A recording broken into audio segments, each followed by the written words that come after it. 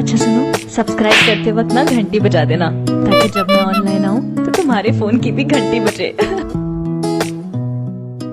के ऐसा सेंटीमेंट उभारा है भारत के अंदर, जिसके अंदर वो लोग जिनके दिलों में नफरत तो थी लेकिन वो डरते थे, वो बोलते नहीं थे, इन लोगों के आने की वजह से इन लोगों को शय मिल गई है। हाँ, अब ये हम यहाँ पे मुसलमानों की बात कर रहे हैं, ये कोई नई चीज नहीं है। अगर हम पीछे चले जाएं तो क्रिश्चियंस और दीगर माइनॉरिटीज हैं, उनके साथ भी इस तरह का सलूक होता रहा। हमें अभी तक याद है कि ऑस्ट्रेलियन फादर थे ग्रैम स्टुअर्ट, जिनको 1999 में 2 बेटों समेत एक उनका बेटा 10 साल का था और एक 6 साल का बेटा था। उस ऑस्ट्रेलियन फादर को, प्रीस्ट को, पादरी को भारत में जिंदा जला दिया गया उड़ीसा में। तो ये तो एक इस तरह की इंतहा पसंदी वहां पे मौजूद थी, लेकिन अब हुआ ये है कि अब इंतहा पसंद हुकूमत में आ गए। अब जब वो हुकूमत में आ गए हैं, जिन लोगों से वो ये इंतहा पसंदी बेच के, नफरत बेच के जिन लोगों से इन लोगों ने वोट लिए हैं, अब ये उनको रोक नहीं सकते। अब ये किस मुंह से उनको रोकेंगे, किस मुंह से उनको मना करेंगे? तो इनका जो वोटर है वो इम्बोल्डन्ड हो गया है। वो लोग जिनके दिलों में नफरत थी वो अब खुल के सामने इजहार कर रहे हैं। और दुनिया के दूसरे ममालिक में भी हमने देखा इसी तरह होता है। जब क़यादत ऐसी आ जाए जो क़यादत दूसरों से नफरत करती हो, जिसका काम ही नफरत बेचना हो, फिर वो जर्मनी हो या अमेरिका हो या इंडिया हो, फिर इसी किस्म के हालात हमें नजर आते हैं। ठीक है जी, इसी किस्म के हालात हमें नजर आते हैं। प्रशांत, आपकी तरफ आना चाहूंगी। आपके मुल्क में अक़लियतों के साथ जो सलूक हो रहा है प्रशांत, मेरे ख्याल से आपसे ढका छुपा नहीं होगा। अब यहाँ पे अब माने ना माने ये अब मैं कुछ नहीं कह सकती। बीजेपी की गवर्नमेंट जो क्या पॉलिसी है उनकी, नरेंद्र मोदी क्या पॉलिसी लेकर आए, वोटर्स ने क्या सोचकर उनको वोट दिए है? यानी वहाँ के लोग खुश होते हैं जब वहाँ पे मुसलमानों को, न सिर्फ मुसलमानों को, सिखों को, क्रिश्चियंस को, तमाम माइनॉरिटीज को दबाया जाता है। और तो और अफसोस के साथ आपके यहाँ जो जात पात का कॉन्सेप्ट है, छोटी जातों वालों को बड़ा जलील किया जाता है, दलित के साथ क्या सलूक किया जाता है, वहाँ पे लोग किस तरह सफर कर रहे हैं, आप लोग क्या सोचते हैं बतौर हिंदुस्तानी, बतौर भारतीय? आपको शर्म आती है? डॉक्टर फिजा, आपने बड़ा अजीब ढंग से इस प्रोग्राम को शुरू किया और 2021 के पॉजिटिव नोट के साथ साथ आपने बहुत ही एजेंडा ड्रिवन एक तकरीर रखी है। और जब आप बात कर रही हैं वो फ्रिंज एलिमेंट हैं, वो फ्रिंज एलिमेंट 2021 के आगाज में जहां आप लोग खुशियां मना रहे हैं, अभी भी कश्मीरी लोग अपने बच्चों की लाशें ढूंढ रहे हैं।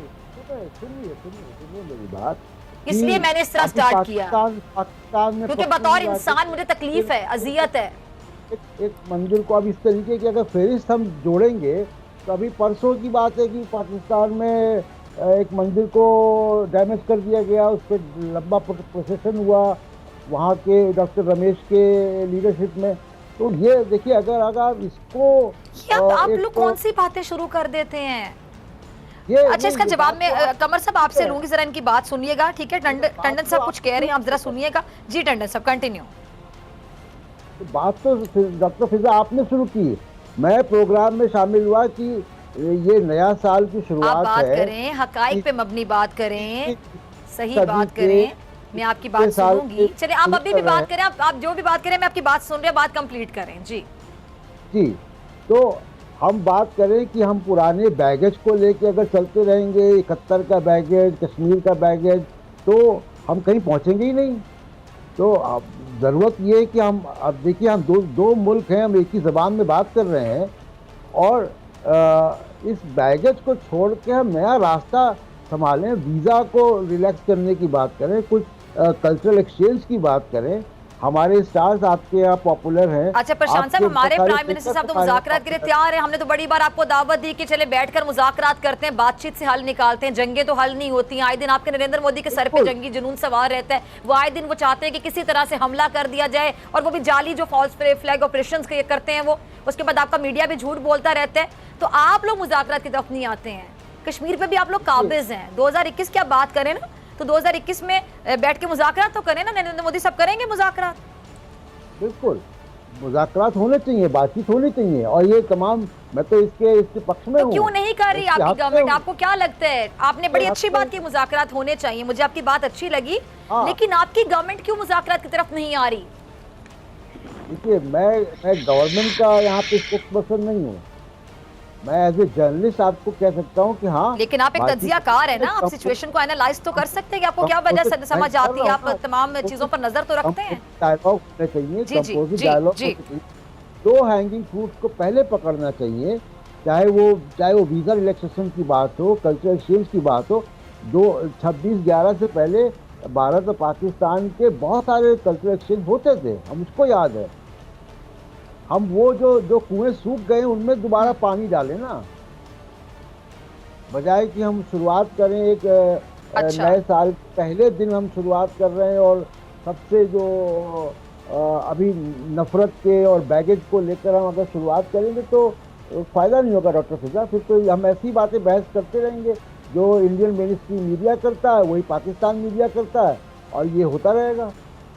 आपकी टीआरपी और व्यूअरशिप बनती रहेगी, पॉलिटिशियंस की दुकान चलती रहेगी।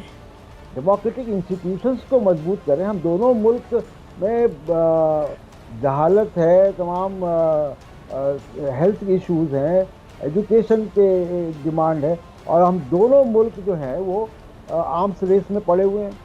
तो अगर इस अपना जीडीपी का बड़ा हिस्सा हम हेल्थ और एजुकेशन में डालें बजाय कि वेपन्स खरीदने के, ये चीज़ें होनी चाहिए। कोरोना के बाद दुनिया खुलेगी तो कैसे हम उससे डील करेंगे एज ए सब कॉन्टिनेंट। अमेरिका में नया निज़ाम आने जा रहा है तीसरे हफ्ते से, वो उसके रिफ्लेक्शंस इंडिया में भी होंगे, पाकिस्तान में भी होंगे। ये बातें करें ना हम। सही, ठीक है जी, ठीक है। कमर मैं आपकी तरफ आना चाहूंगी। वो कह रहे जी हमें ऐसी बातें करनी चाहिए, लेकिन इनकी गवर्नमेंट क्या बातें करने के लिए तैयार है? हमने तो बहुत बार दावत दी है मुज़ाकरात की। प्राइम मिनिस्टर साहब ने हमेशा एक अच्छा मैसेज देने की कोशिश की है कि मुज़ाकरात हल होते हैं। और दूसरी बात है, मैं अक्सर अपने प्रोग्राम में कहती हूँ कमर, कि हम दोस्त तब्दील कर सकते, पड़ोसी तब्दील नहीं कर सकते हैं। भारत हमारा फॉर्चुनेटली कह लें, अनफॉर्चुनेटली कह लें कि पड़ोसी है, हम तब्दील नहीं कर सकते। भारत पाकिस्तान को अपना पड़ोसी तब्दील नहीं कर सकता, ना वो कहीं जा सकते ना हम कहीं जा सकते हैं। तो ये बात इनको क्यों समझ नहीं आती है? देखें, आपको ये बात समझने के लिए इस चीज की समझ होनी चाहिए कि डॉक्टर साहिबा, इंडिया इस वक्त एक सेकुलर कंट्री नहीं है।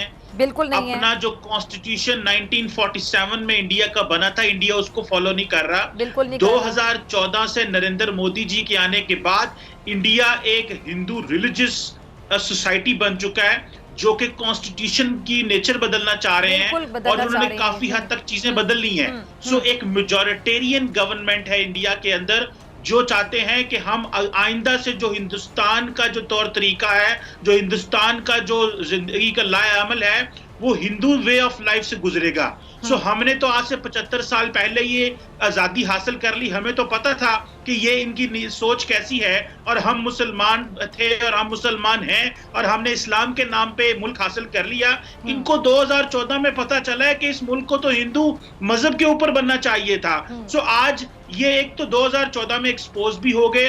अभी प्रॉब्लम ये है कि जो माइनॉरिटीज हैं, जो सिख हैं, मुसलमान हैं, ईसाई हैं, उनके लिए चैलेंजेस हैं। मुझे एक बात की समझ नहीं आती, पाकिस्तान में तो हमारी सरकार कहती है कि आए डायलॉग करें, ये क्यों नहीं कहते डायलॉग करें? इसके लिए इनका माइंडसेट समझने की जरूरत है, और वो माइंडसेट नरेंद्र मोदी की वजह से एक्सपोज हो चुका है। 2014 से आप देखें, बॉर्डर बंद हैं, जो कल्चरल एक्सचेंज था वो खत्म है, उसके बाद जितना डायलॉग था वो खत्म हो गया, तमाम कोऑपरेशन खत्म हो गए, इकोनॉमी बंद हो गई, एलओसी के ऊपर वायलेशंस बढ़ गई, कश्मीर में मामला बिगड़ गए।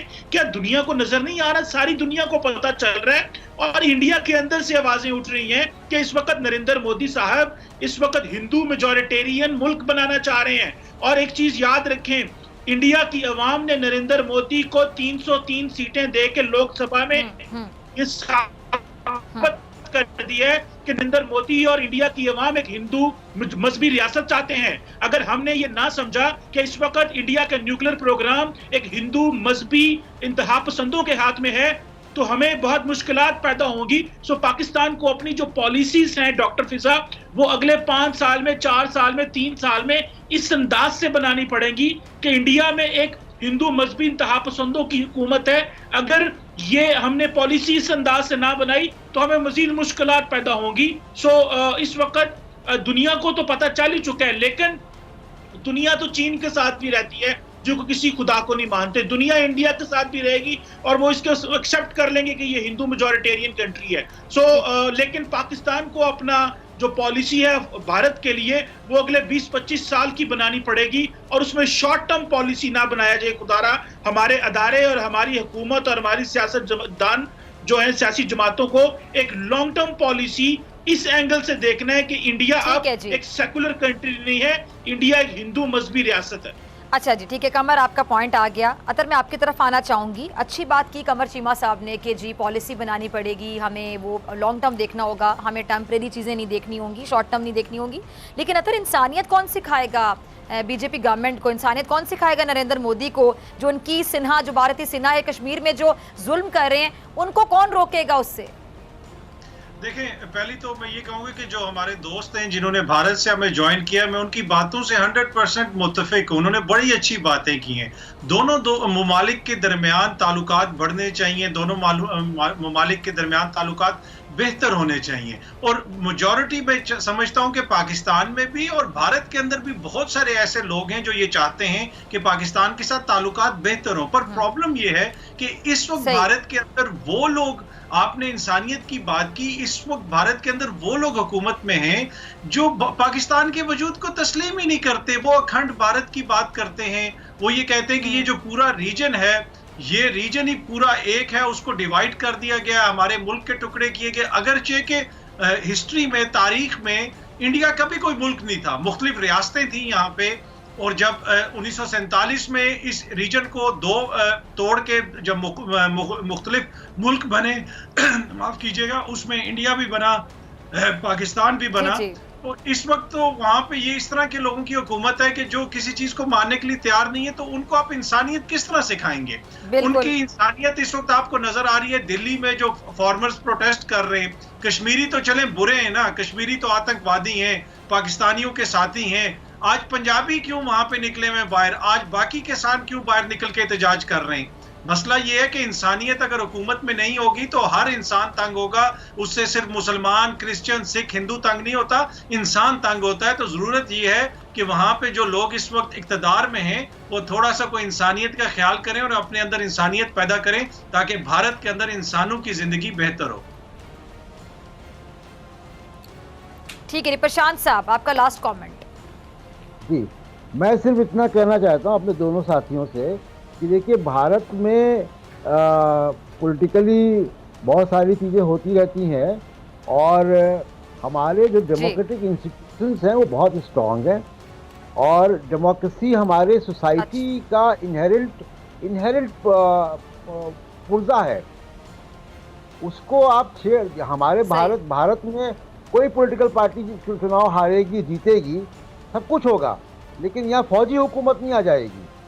अच्छा, मेरी बात जरा सुनिएगा प्रशांत, सॉरी आपकी बात काट रही हूँ। डेमोक्रेसी होती है जमहूरियत, जमहूरियत में जो जमहूर होता है ना, वो होता है अवाम, यानी जो वोट देता है जमहूर। तो क्या वहाँ पे जो मुसलमान है, वहाँ पे जो सिख है, वहाँ पे जो क्रिश्चियन है, वहाँ पे जो दलित है, क्या वो जमहूर नहीं है?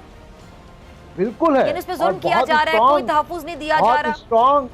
बहुत स्ट्रांग सिविल सोसाइटी है जो अगर ऐसी बातें होती है उसका विरोध भी होता है। तो वहाँ पे तो मखसूस लोगों को तहफ्फुज़ दिया जा रहा है ना, बाकियों में तो जुल्म और सितम का सिलसिला ढाए चले जा रहा है भारत। अब तो हमारे साथी फार्मर्स प्रोटेस्ट की बात कर रहे थे। फार्मर प्रोटेस्ट पूरे देश में चल रहे हैं, लेकिन वो फार्मर प्रोटेस्ट जो है वो उनसे सरकार की बात भी हो रही है। तो ये हमारे देश में जो डेमोक्रेसी है ना, वो भारत की जो डेमोक्रेसी है वो डीप रूटेड डेमोक्रेसी है।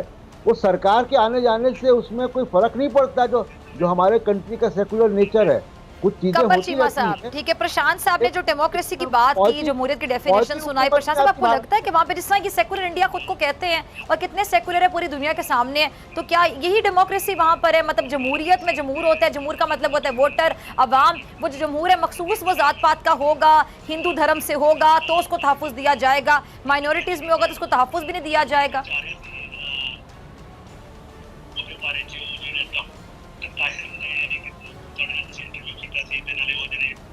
जी कमर चीमा साहब, शायद चीमा साहब मुझे नहीं सुन पा रहे। जी अतर आपका लास्ट कमेंट।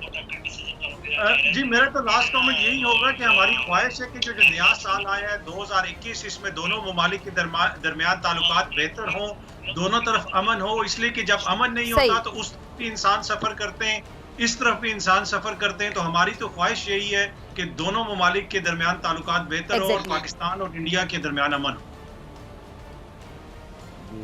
ठीक है जी, बहुत शुक्रिया तमाम मेहमानों का। डॉक्टर फिजा अकबर खान को दीजिए इजाजत, आपसे मुलाकात होगी अगले हफ्ते पाक भारत टाकरा में। अच्छा सुनो, चैनल को सब्सक्राइब करो, उसके बाद घंटी बजा देना ताकि अगली वीडियो आपसे मिस ना हो पाए। Thank you.